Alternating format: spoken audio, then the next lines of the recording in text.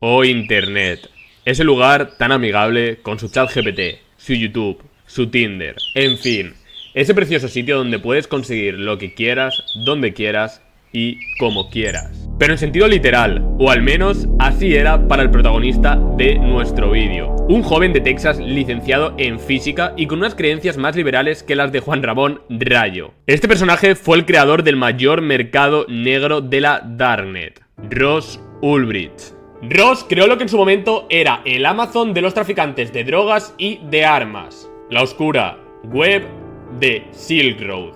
Esta web, como estaba diciendo, era el AliExpress de la Deep Web, ya que su filosofía era comprar y vender de manera libre y anónima. Pero de esta web hablaremos más adelante en el vídeo. Primero, vamos como siempre a centrarnos en quién era Ross Ulbricht. Ross William Ulbricht nació el 27 de marzo de 1984 en Austin, Texas. Tuvo una infancia bastante común con un buen ambiente familiar y desde pequeño demostró una gran pasión por la ciencia. Esta pasión le llevó a estudiar la carrera de física, de la que se graduó en 2006 en la Universidad de Texas, en Dallas. Ross consiguió una beca para realizar un máster en ciencias de los materiales en la Universidad Estatal de Pensilvania. Pero aparte de todo esto, hay un paso muy importante en su forma de pensar y en su ideología, y es su gran interés por la filosofía y la economía, más en concreto en las ideas libertarias y el capitalismo de libre mercado. Ross era un firme creyente en la libertad individual, influenciado por autores libertarios y economistas austriacos como Ludwig von Mises y Murray Rothbard. Sentía que el gobierno y las instituciones controlaban en exceso a las personas y les privaban de su libertad personal. Quería ver un mundo donde los individuos tuviesen más control sobre su vida y menos intervención del Estado.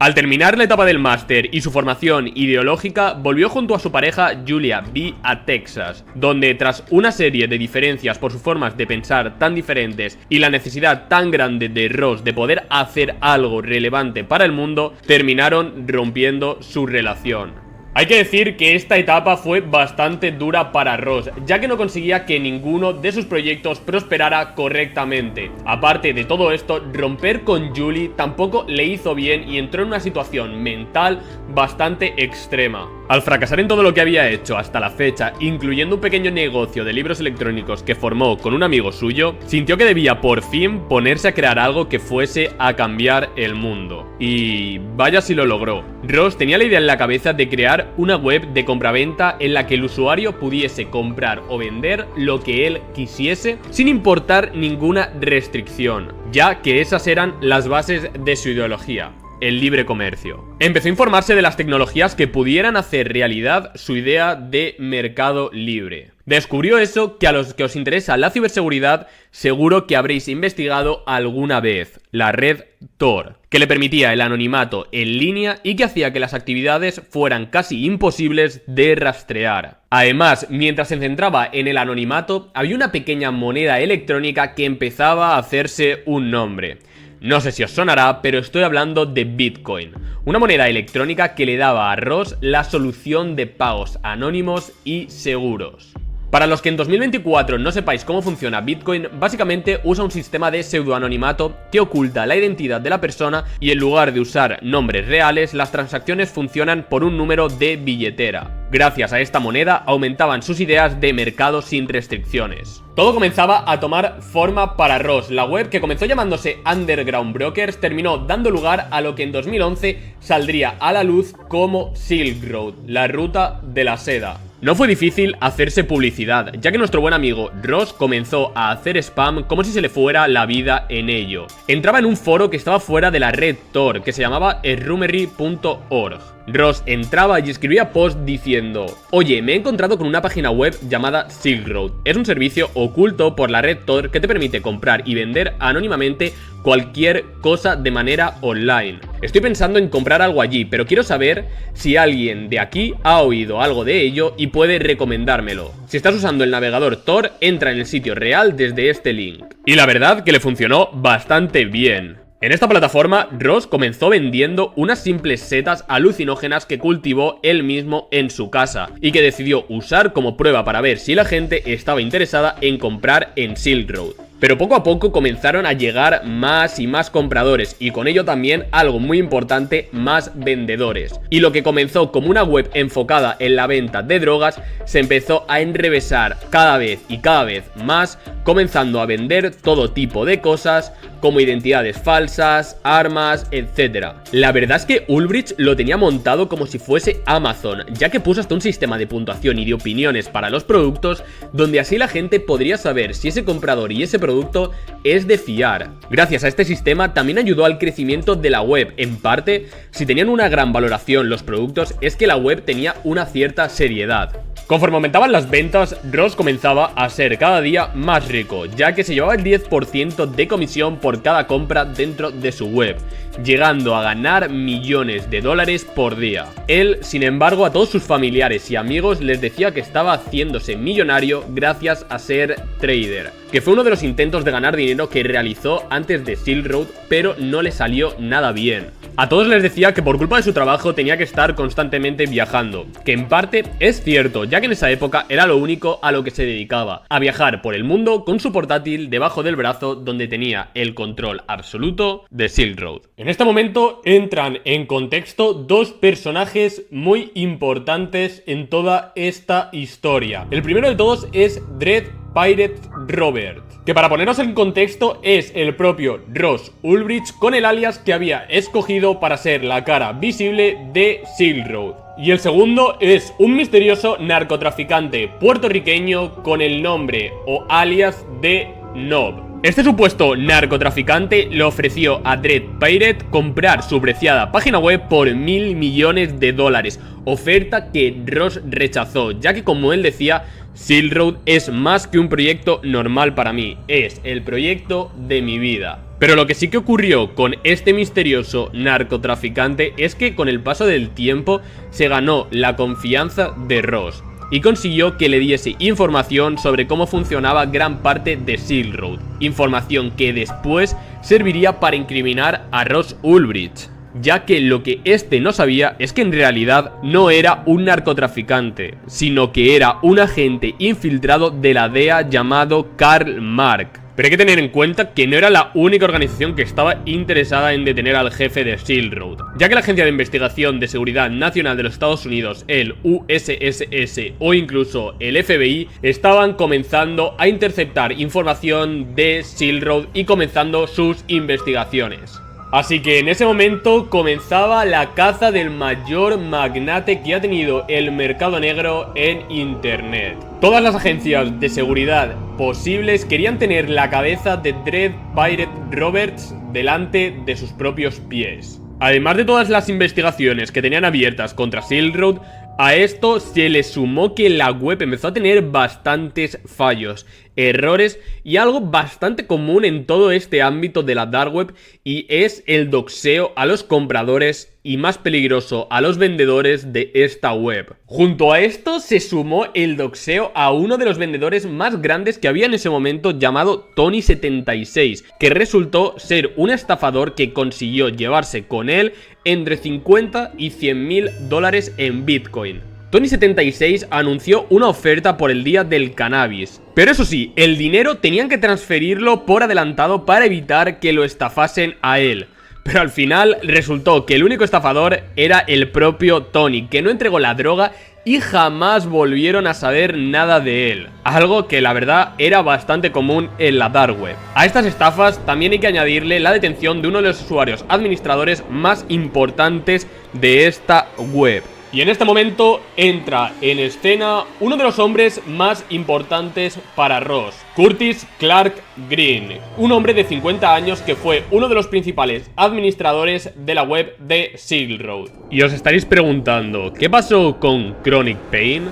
Pues Chronic Pain estaba un día en su casa tranquilamente, como de costumbre, esperando su paquete de Silk Road. Y os preguntaréis, ¿qué había en este paquete? Pues nada más y nada menos que 1 kilo de cocaína. Él, como cada día que esperaba al cartero, salió una vez escuchó el timbre de su puerta. Y ahí estaba el paquete, esperándolo en su puerta. pero se fijó en una rara furgoneta blanca que estaba aparcada a la entrada de su casa, algo extraño porque ahí nunca había nada. Pero en el momento el cual estaba abriendo el paquete, volvió a escuchar la puerta, pero esta vez no era el cartero trayendo un paquete extra, ya que lo que estaba escuchando era el ariete del equipo de SWAT tirando la puerta abajo. En menos de 2 minutos, Curtis estaba ya dentro de la furgoneta que vimos anteriormente. En este momento, Chronic Pain estaba realmente asustado, y no porque fuese a estar un largo tiempo en prisión, sino por el miedo que le tenía a Ross, ya que lo primero que dijo una vez dentro de la furgoneta fue: por favor, no me metáis en la cárcel, este tío lo sabe todo sobre mí, él tiene millones, podría hacer que me maten. Chronic Pain era un farmacéutico amateur que inició el foro de salud y bienestar de Silk Road. Como podréis imaginaros, este foro de saludable no tenía nada,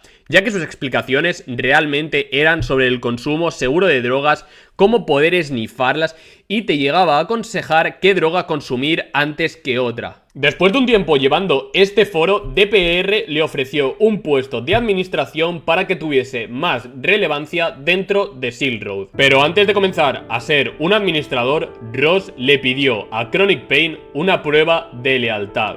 Y fue nada más y nada menos que una fotocopia escaneada de su carnet de conducir. ¿Y para qué todo esto? Para que así Chronic Pain estuviese expuesto y DPR siguiese en la sombra. Y funcionó, ya que Chronic Pain fue uno de los administradores más importantes de esta web. Pero entonces, ¿qué pasó con esta historia de amor tan bonita entre Chronic Pain y DPR? Recordad el momento el cual los SWATs entraron en su casa. Pues esos hombres eran de la DEA y estaban ejecutando la operación Marco Polo. Y el que estaba al mando de toda esta operación era nada más y nada menos que nuestro amigo narcotraficante puertorriqueño conocido como Nob, más conocido por sus compañeros de la DEA como Carl Mark Force. Pero recapitulemos un momento y volvamos a la furgoneta blanca donde detuvieron a Chronic Pain. La verdad es que aquí no tardó demasiado en hablar, ya que enseguida comenzó a decir que él solo quería ayudar a la gente a tener un consumo responsable con las drogas que se vendían en la propia web, y que él estaba realmente asustado por el dinero y el poder de Ross, ya que no sabía cómo este sería capaz de reaccionar al enterarse de su detención. En este punto, Nob le dio su número y le dijo que hablarían una vez hubiese salido del calabozo. Dejando todo esto un poco de lado, volvemos a hablar de Ross. Y es que estaba él como cada día con su pequeño portátil sentado en una cafetería cuando no podía creer lo que estaba viendo. Estaba leyendo una impactante noticia: Curtis Green detenido por la DEA. Aparte de esta noticia, otro trabajador de Silk Road le informó a Ross de que habían desaparecido $35.000 en Bitcoin de las cuentas de Silk Road, y que tras hacer un pequeño rastreo y una pequeña investigación de las IPs, se dio cuenta de que todo iba direccionado hasta Curtis Clark. Esto hizo que Ross entrase en un estado de estrés muy alto, con lo que decidió poner punto y final a su colaboración con Curtis. Mandó un mensaje al narcotraficante puertorriqueño, el cual incluía un PDF. Era el carnet de conducir de Curtis. Aquí le comunicaba que necesitaba un trabajo, el cual se trataba de dar una paliza a Curtis y que lo amenazase para devolver los bitcoins robados. En el momento en el cual Nob estaba leyendo este mensaje, tenía a Curtis sentado enfrente suya viendo lo que Dread Pirates estaba pidiendo para él. Pero parece ser que esto no era suficiente, así que Ross pidió consejo a otro empleado de Silk Road, diciéndole que qué debería de hacer en casos como este para que ninguno de sus trabajadores volviese a hacer lo mismo. Por lo que de repente sonó el teléfono de Nob, lo miró y vio un nuevo mensaje de DPR: puedes cambiar la orden de tortura a ejecución. En este punto, Carl vio la horrible evolución de Ross, ya que pasó de ser un simple magnate de las drogas y las armas en la dark web a ordenar matar a alguien. Pero Carl siguió con su papel como Nob y montó una especie de simulación donde se mostraba de manera falsa el asesinato de Chronic Pain. Le sacaron varias fotos para que pareciese que estaba muerto y se las compartieron a DPR. DPR tuvo unas pequeñas conversaciones con Carl después del asesinato ficticio, en las cuales demostraba un mínimo de arrepentimiento, pero seguido a esto se autoconsolaba diciendo que era lo necesario para seguir consolidándose como el rey de esta gran empresa. Nos acercamos cada vez más y más a la caída de Ross. Y es que cuando se pensaba que estaba en su máximo esplendor, las organizaciones que iban detrás de él comenzaron a acercar cada vez más el círculo de opciones. Para ponernos en situación, tenemos que ir a Nueva York, a las oficinas principales del FBI. Aquí vamos a nombrar al agente Chris Tarver. Y os preguntaréis, ¿qué hizo este señor? Pues uno de los primeros acercamientos a DPR, ya que encontró la IP del servicio principal de Silk Road,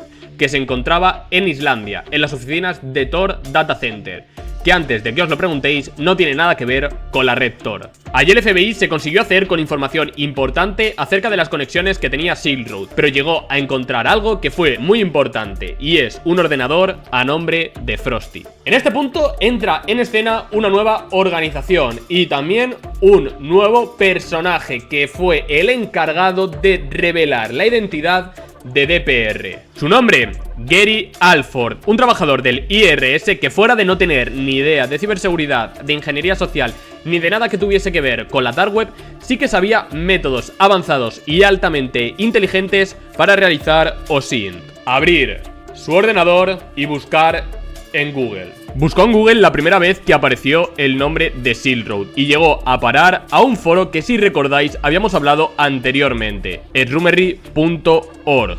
Recordad que en este sitio Ross se hacía spam a sí mismo bajo el nombre de un usuario llamado Altoid. Entonces nuestro sofisticado hacker siguió buscando información acerca de este usuario llamado Altoid y fue a parar a un foro de Bitcoin donde este usuario llamado Altoid escribió un post donde puso como contacto rossulbricht.com. Aparte de esto, también encontró un post en Stack Overflow donde aparecía el mismo correo, pero en lugar de Altoid aparecía a nombre de Frosty, que, si hacéis memoria, recordaréis que fue el nombre encontrado por el FBI. Algo muy importante que deberéis saber es que Gary Alford no era ni policía ni nada parecido, sino, como comentamos anteriormente, un agente del IRS, que es la agencia federal encargada de administrar y hacer cumplir las leyes tributarias de los Estados Unidos. Que, si nos basamos en España, realmente el que descubrió todo esto no fue ni un policía, ni un agente, ni nada parecido. Fue un inspector de Hacienda. Puedes huir, esconderte,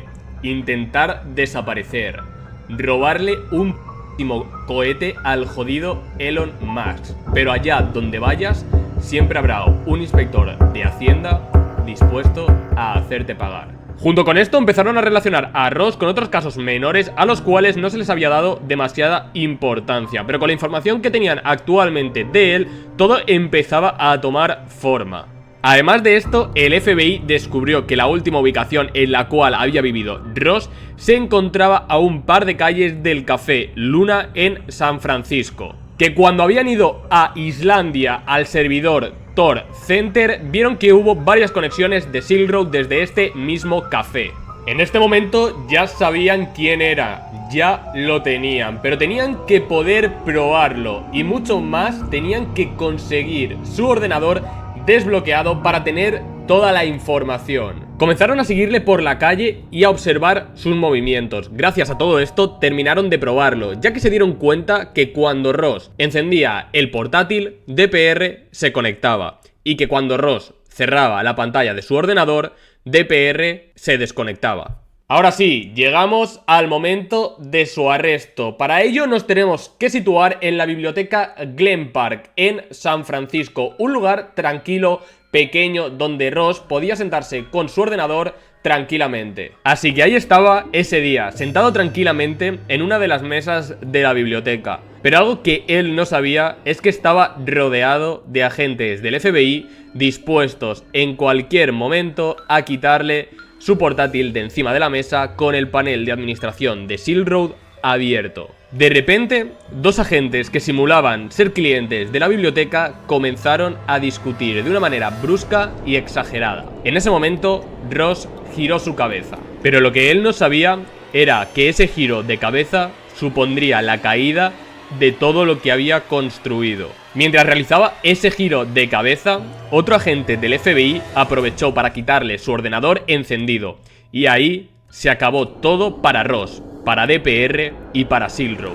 Ross fue esposado rápidamente sin oponer resistencia, fue encarcelado y trasladado a Nueva York, donde fue condenado a 2 cadenas perpetuas y a 40 años de prisión, ya que fue acusado de conspiración para cometer tráfico de narcóticos, conspiración para cometer lavado de dinero, conspiración para piratería informática y operar en una empresa criminal continua. Pero quiero que sepáis que la historia de Ross no acaba aquí, ya que hay multitud de teorías de si todo esto fue real. Teorías como que quizás Ross no era DPR o incluso de que habría varios DPRs y Ross simplemente fue uno de ellos al que le tocó pringar con todo. Además de esto, hay una teoría de que después de que Ross fuese encarcelado, ya estando en prisión, DPR se conectó una vez más. Os recomiendo que investiguéis mucho más acerca de este caso, ya que es muy interesante. Hay teorías, bueno, bastante divertidas y enrevesadas, y también cosas que pasaron como el tema del robo de los bitcoins de Chronic Pain,